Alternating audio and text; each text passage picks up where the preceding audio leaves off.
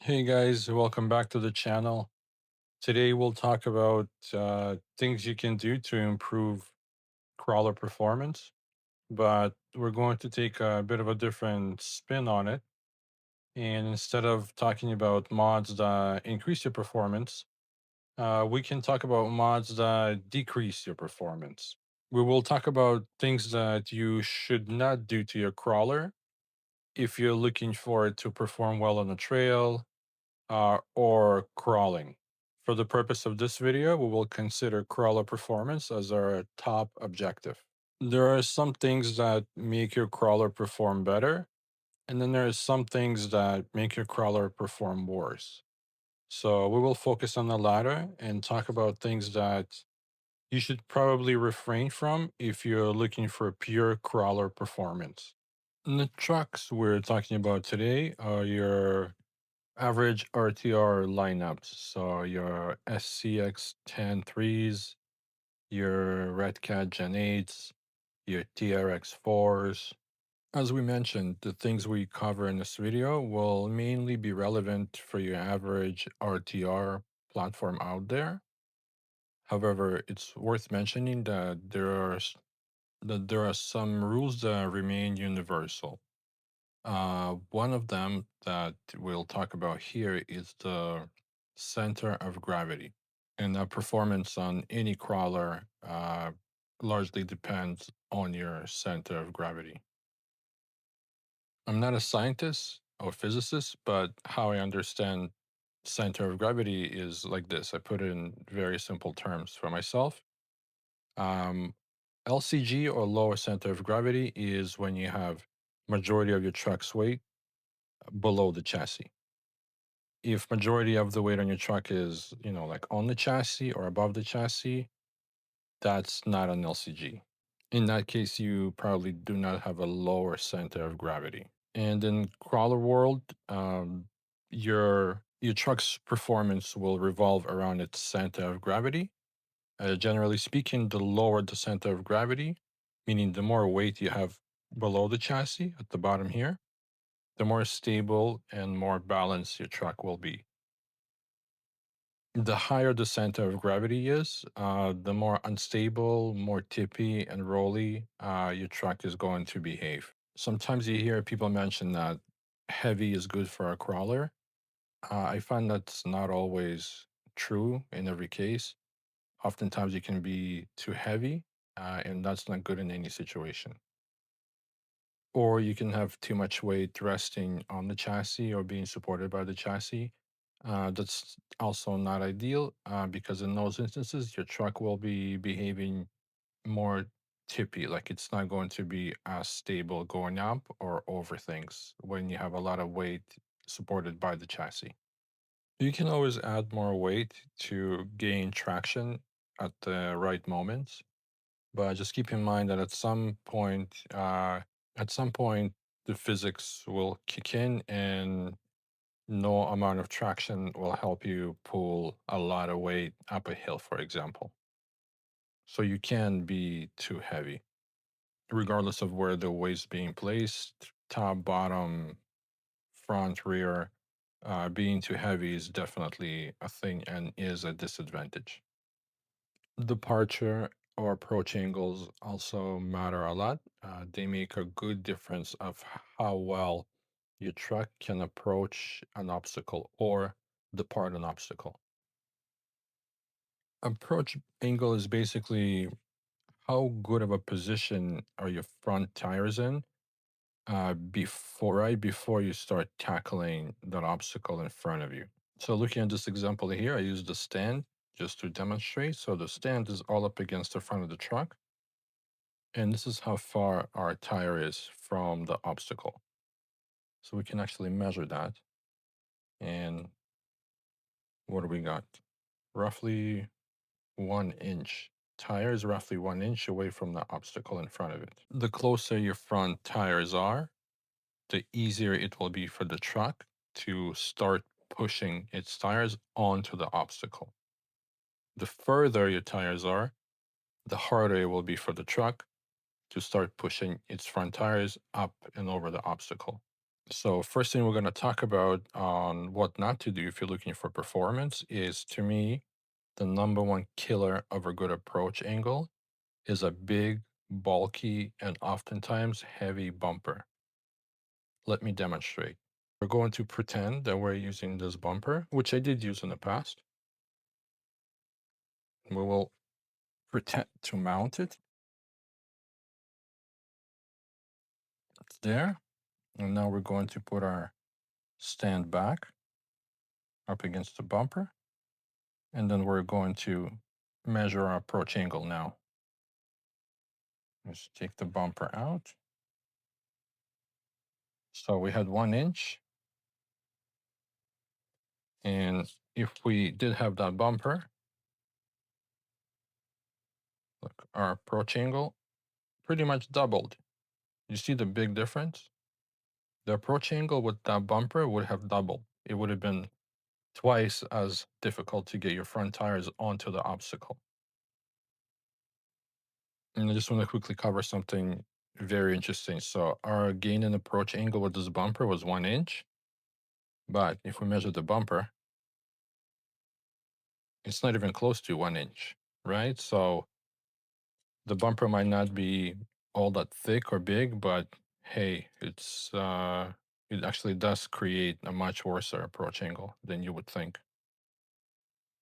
A heavy bumper is also no good, like aluminum or metal. It pushes your center of gravity way up into the chassis and higher, which you don't really want. So if you're going to use a bumper, consider switching to a plastic variant. Let's do quick weight comparison. There's a metal bumper, 55 grams, and plastic bumper, 24 grams, 27 grams. So exactly half the weight. You just lost half the weight right there. Right behind heavy metal bumpers are heavy metal bumper mounts. And I do not recommend these at all. Let's have a look why. There's a aluminum version, 39 grams. Another aluminum version, 28 grams. And a very popular brass bumper mount slash servo mount, 95 grams. Let me put a plastic bumper mount there. 13 grams, less than half the weight of the lightest aluminum bumper mount. So heavy bumper mounts are performance killer. If you can go without a bumper or a plastic bumper or a plastic bumper mount, I would definitely recommend that you would do that. There's really no benefit in any way for a metal bumper mount whatsoever. I'm not saying don't use any bumper in the front, but try to look for most minimalistic alternative. I know sometimes you got to take hits and something needs to be there. It doesn't need to be big. It just needs to be the smallest bumper, anything that you can find. There's a quick look at what I'm using as a bumper. What it is actually a bumper mounting bracket from a TRX4, but I don't have the actual bumper that mounts to this bracket. I'm only using the bracket. So let me take the body off, and that's what that looks like.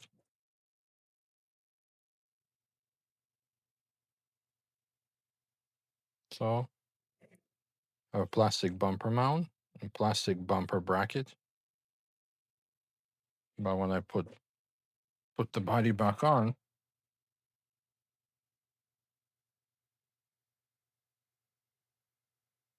it's almost flush with the body and still serves as a pretty good bumper. It does take hits and it serves its purpose while not getting in the way at the same time. If you have a TRX4, with this body, I highly recommend just using the bumper mount bracket instead of the bumper. A big bumper in the rear will hurt your departure angle. And what will end up happening, oftentimes you'll get hung up on a big rear bumper. I recommend not to use a rear bumper at all. There is really no benefit to it. I myself don't have a rear bumper, as you can see here. I even trimmed out my body, so nothing is here hurting my departure angle. I have a plastic bumper mount underneath, but there is no bumper or bumper bracket attached to it. I find that you don't really need it. Now let's flip to the bottom of the chassis, and one accessory that I recommend you do not use are metal skid plates. Oftentimes you see skid plate here, in the middle, and at the back around the diff here. Plastic will 10 out of 10 times slide better than metal. So by putting metal skids at the bottom of your chuck, you're just straight up hindering its ability to slide, and you're hindering your own performance. So I definitely would recommend against any metal sliders, protectors, anything at the bottom of the truck. In the description, there's going to be a link to this truck crawling in a rock garden where there are rocks about the size of a 1/10 scale crawler or bigger. And I'm not using any metal skids or anything like that. And you can see that they're completely unnecessary. The plastic works really well and is actually recommended over anything metal at the bottom of your truck. This one might be a little bit controversial because there might be benefits in certain cases. In my opinion, is that longer shocks or lift kits on a 10 scale RTR crawler, most of the time are not going to help performance. They're going to hinder it because it pushes the entire truck above the axles, creating an even higher center of gravity, right? Because when you put a lift kit, taller shocks, your chassis starts going up away from the axles, which creates a higher center of gravity. Oftentimes, you hear guys say that taller shocks create more clearance. It's not always necessarily true. It lifts the skid, so it creates a bit more clearance under the skid, but n- but not at all under axles. So with taller shocks, your clearance underneath the axles does not change whatsoever. It only pushes the weight of your truck up, creating a higher center of gravity. To gain clearance, a better approach would be to use a bigger tire, a tire that's taller because it will give you more clearance where it actually matters, which is underneath the front and rear axles. Like this truck here, for example, it's using a 5.4-inch tall tire, and it's actually running shorter shocks in the front. So the stock on this truck, 90 mil, I'm actually running 85 mil. We have full articulation on the shocks, and we have more clearance underneath the axle because of the taller tires. I know. Advantage of running a big 6,000 milliamp battery is that you just charge one battery and you can just play with it all day without even have to worry about running out of battery. But a big battery is a lot of weight, and typically we carry the weight on the chassis. I don't have a 6,000 milliamp battery here to weigh one, but they weigh anywhere between 400 to 420 grams. And it is for sure super convenient to just worry about one battery for the entire day. But the disadvantage of weight is there. And let's look at some of the different options here, real quick. So, this adventure pack here, 3600. Let's put it on the scale here. It's 212 grams. So, it's about 200 grams lighter than a 6,000 milliamp battery. Performance wise, it's going to be a big difference if you use this one instead of something bigger and heavier. And if you get just two of these, it'll be a win win. You'll have more runtime and you have less weight to worry about that lays on your chassis. Here is another option.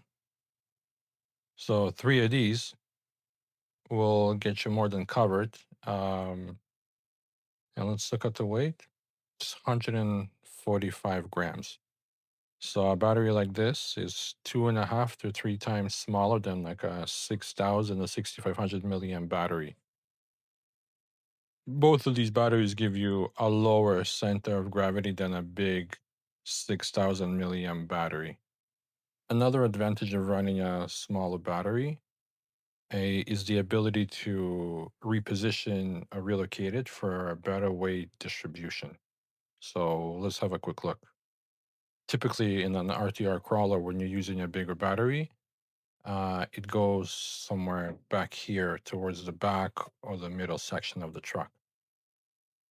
But with a smaller battery, here's what we can do.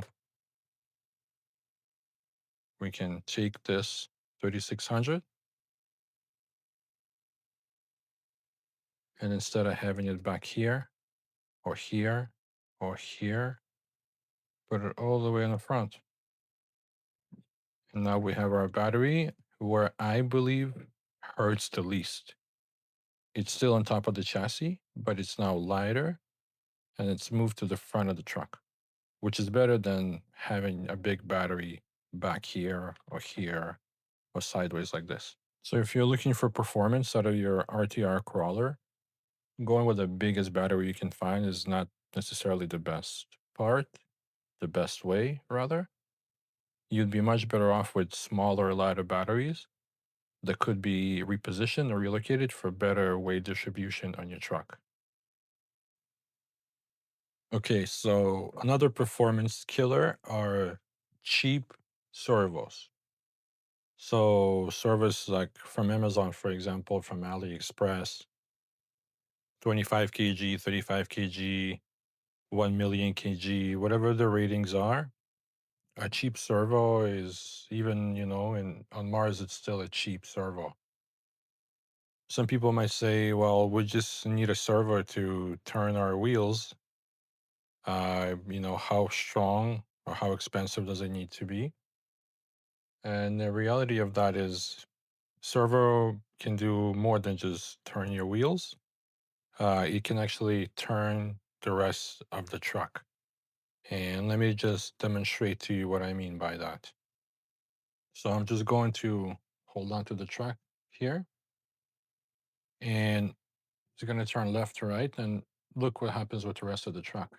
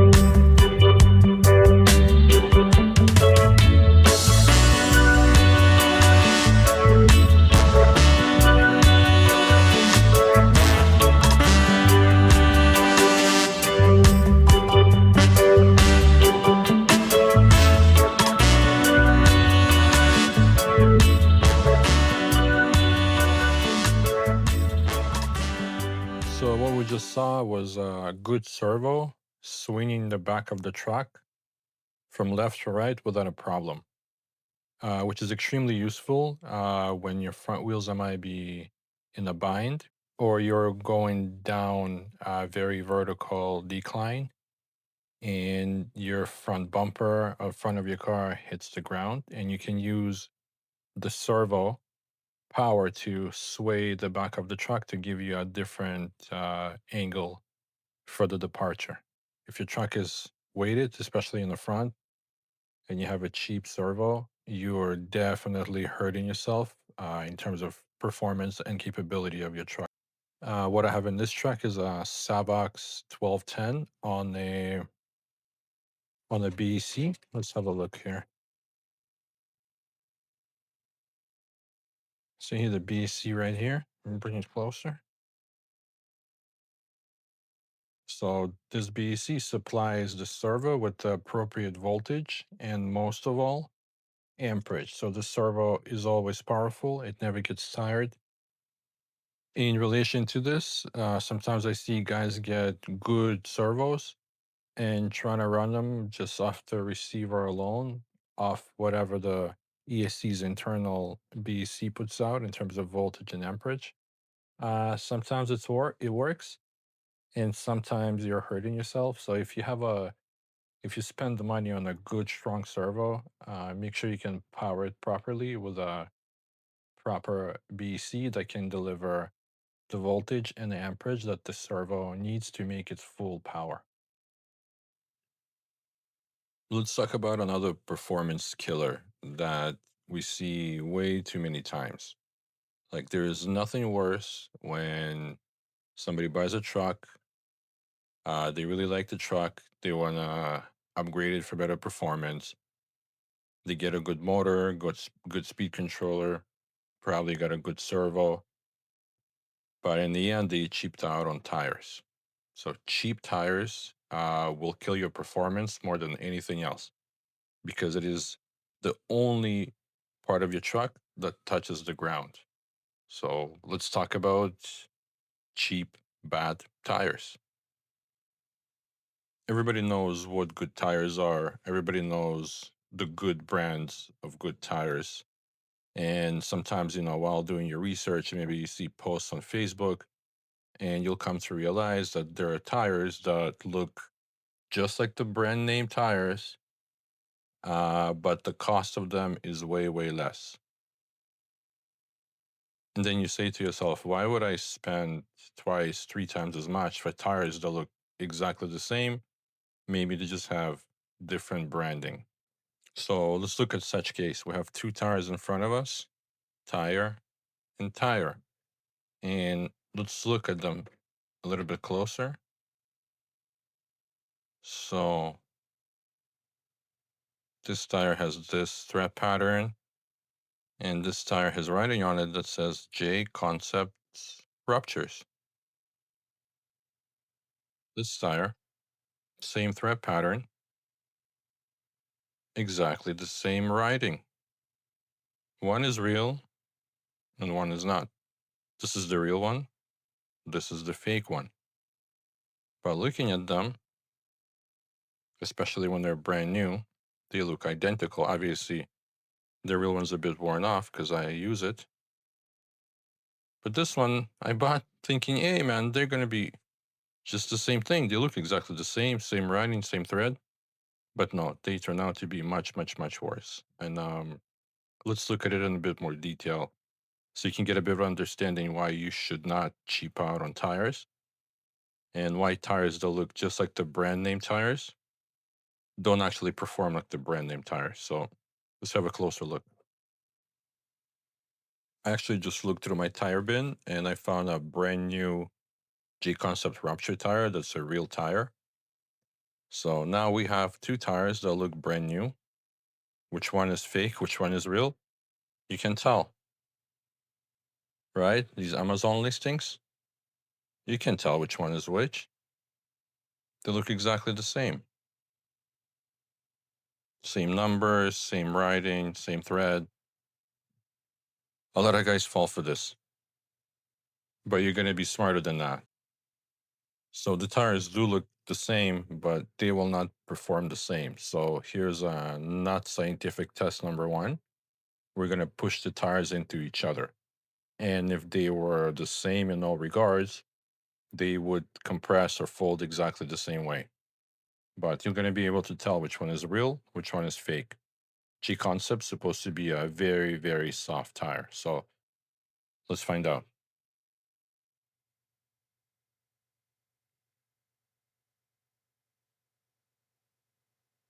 If you guessed that the one on the right is fake, you guessed right. It's much, much stiffer in terms of compound. Not going to perform the same. Here's a non-scientific test number two, the stickiness test.